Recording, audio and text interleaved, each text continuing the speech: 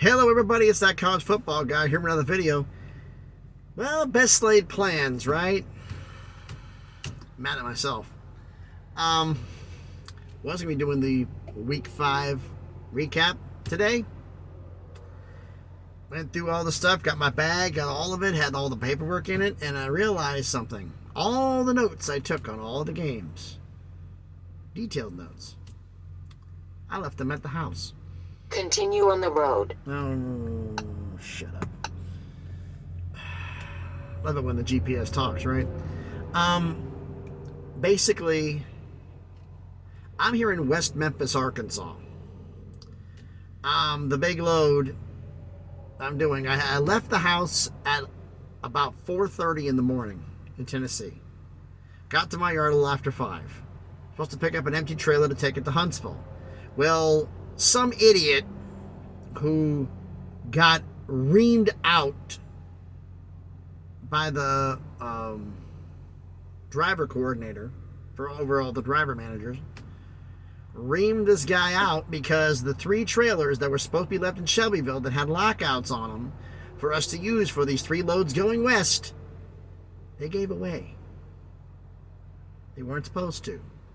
They did. So all 3, I'm going to Flagstaff, Arizona. One guy is going to Nogales, Arizona. Another guy is going to Riverside, California. All 3 of us had to pick up empties. All 3 of us went down the same place in Huntsville, Alabama. All 3 of us are heading to different spots out west. All 3 of us had to drive an hour plus north to another lot to pick up an empty trailer. So we lost 3 hours of drive time, counting up and back. Needless to say, they're not happy. At all. Not happy either, because I've got to be in Flagstaff to deliver 10 a.m. Tuesday morning. It's about 20 from where I was at the yard to head down to Huntsville and then to head to Flagstaff. If you go by Google Maps on the phone, it's a little over 24 hours, except for one problem. This truck is a fleet truck, has a governor on it, limits the speed, and the speed taps out at 70 miles an hour. So because of that, for about 14 hours where it's 75 miles an hour, I can't drive the speed limit. So you lose 5 miles an hour. Actually, it's 14 to 16 hours depending on the spots, but lose 5 miles an hour, I lose an hour drive time. Now, I get that back. It basically balances out from going to mountain time from Central, but that's not the point. So I got to turn and burn. I'm right now on my lunch break, recording this video for y'all, let you know what's going on. So why I'm on there, and I'm kind of a little bit pissed off, but it's nothing that anybody did there. As for college football, for this Sunday college football update, I'll get into the title about this, about the realignment craziness, the conference craziness, which fits this. First up, had some incredible games yesterday. I got a chance to actually sneak in and on my phone watch a few of them at the same. I was at the house. I had one on the TV, one on the computer, one on my phone, because I don't have multiple TVs like some people. And I ended up being glued to the Appalachian State ULM Louisiana Monroe game, which had a crazy ending to it. Ole Miss and LSU was crazy, but Baylor, definition of the phrase never give up. And the question I have to ask, first off, congratulations on probably one of the best wins I've ever seen Baylor have, and one of the, I think maybe the best come from, I said it on X, the best come from behind win I've ever seen. Best comeback win. But I have to say one thing, and this is the jab I'm getting. Where's this offense been all year? Oh, that's right, because the offense hasn't really clicked like this all year. Hopefully, not obviously this much, this fast, but it's a sign of things to come, and it can actually improve, because that's going to be a key thing for Baylor in the future. But there were some great games out there, some games that kind of surprised me. It's not in this thing. Georgia Tech lost to Bowling Green. What in the blue hell? I made a prediction about one of the games, which was kind of funny. It was UNLV in Hawaii. I'm from Vegas. I have a lot of people on there, so they asked me to mention this game. Don't worry, when I do the Week 5 recap tomorrow, because it's going to be tomorrow, I'll know better about it. It may be late tomorrow, because I'm going to be starting really early and then turning and burning to get there, and then I'll know better on how much time I have before I'll have a little bit of leeway.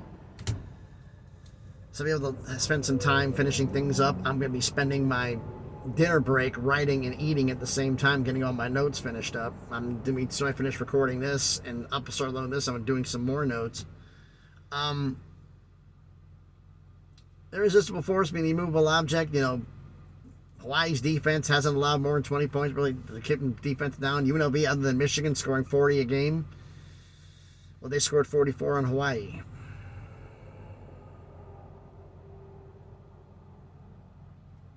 UNLV playing really well. Wyoming playing really well. Air Force beating the brakes off San Diego State. There was a lot of games in there that I looked at from yesterday to just like, wow. They surprised me on how some of the teams performed. Some of the teams underperformed. And I'm going to say one thing right now. For those out there who didn't listen, I called it. I said SC would win, but they wouldn't cover that 22-point spread. They sure as hell didn't cover it, because if you gave up 28 to Arizona State, you're going to give up an ungodly amount to Colorado's offense. The problem is Colorado's defense is worse than Arizona State's defense. That has to improve. Everybody's expecting this team to go win the Pac-12, and they're 1 year in the Pac-12. Coach Sanders knows the fact this is going to be a battle for a few years. This is going to be the depth is a major issue. Line play, offensive defense is a major issue, and he knows that. Don't expect the world year one. They're not performing what I thought they were going to do. I'm definitely going to be eating some crow later on at the end of the year. That's for damn sure. But just give him time. Now, the realignment business in this. You know how I talked about earlier when it came to Washington State and Oregon State? It seems like members of newspaper and media outlets are trying to, if they say it enough times, they think it'll happen, try to speak it into existence. Washington State and Oregon State are doing all these fancy things, and none of them have happened. And now it's Clemson saying, sooner than later we're leaving the ACC. Is that opposed to leaving in 2036 or as opposed to leaving in 2100? Sooner than later is vague as hell. Do I think they're going to get out? Unless some lawyer found an incredible loophole and they've kept their mouth shut, which, considering how the fact everybody involved in this cannot keep their mouth shut and cannot stay away from a media outlet to save their life, we would have known about it by now. How we would have known about it about 1,000 times in the first hour. Not the case. I heard somebody telling me, all you do is pay the buyout. It says, yeah, you pay the buyout to leave, but the fact is you still got to get out of the media deal. And that's paying back it was $35 million a year, and it's 2036, so you're talking 13 years at $35 million a year. $455 million you're going to have to pay. And every year it drops down a year. Excuse me. Based on this. Look, folks. Unless there's a loophole and someone's being quiet, I don't think it is. They're not going anywhere. They may want to. Look, you want to know how you're going to know that someone's right about to leave, and it's going to be the four they're talking about, whether it's Clemson, Florida State, North Carolina, and insert NC State, insert Miami, insert Virginia, insert whoever. You know how you know that's actually going to happen? If Connecticut joins the ACC. They did 3 ahead to compensate for 3 leaving. But if 4 leave, they need it for a school to stay at the 15, right? Because of that contract with ESPN. UConn's chomping at the bit. They'll bring UConn in. How soon do you know this is going to happen? If UConn joins the conference. That is going to be the mark for everybody. 4 schools leaving, 4 schools have to come in. They only have 3. UConn could come in that fast. They don't need permission from anybody. They're an independent in football, and the only thing they've been waiting on is to go to a conference, and they prefer to go in the ACC. So, what's the telltale sign? UConn joins, you know. And there'll be more AAC teams. I think they'll be in the discussion to go. Primarily, I've been hearing the same thing. Memphis and Tulane are the 2 that are major league sliced to go, with the outside shots of USF and UTSA. Texas, San Antonio, and South Florida.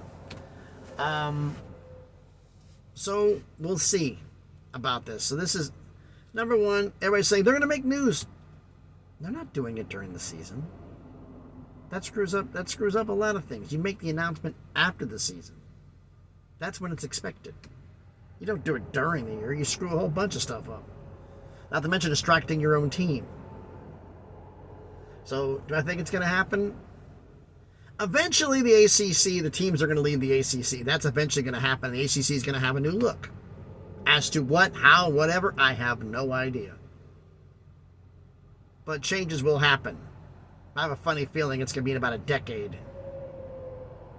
Now more than that, because you can mention you're going to leave 2-3 years before your contract's out, so it leaves ends in 36. That means you can start in, 33, 34? We have a little time. But why don't you let me know everything about this down in the comments. So thanks everybody for watching the video. So again, sorry about not having the notes. I would enjoy doing a nice little 20-minute video on everything here and do the good and the bad for everybody. But unfortunately, it's going to have to wait till tomorrow. And there's a possibility, I say this again, this is a possibility, it may not upload early Tuesday morning because I'm going to be somewhere in the mountains on the up part of New Mexico or eastern Arizona sometime tomorrow. And it's going to take a minute for that to upload with very bad cell phone reception. When I get into Flagstaff, it isn't exactly going to be good either.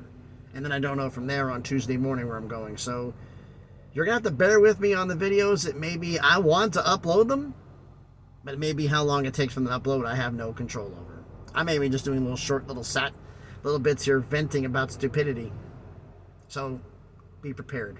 So thanks everybody for watching. If you haven't done already, please smash the like button, hit the thumbs up. It helps the algorithm, helps the video be seen by more people. Comment on the video. And if you haven't done already, please subscribe to the channel. On the way to 500. On that crawl to 1,000 and start making some money. Found a video, by the way, on YouTube of a guy who had how many subscribers and how much you can make in a month. I'm like, okay, I can get some grocery money out of this. Once you hit 1,000 subscribers. So, not exactly a lot, but it can help out. So, thanks everybody for watching. Traffic's screaming at me, and I got to get going in about 8 minutes. My break will be over, and it'll be time to get back at it. So, thanks everybody for watching.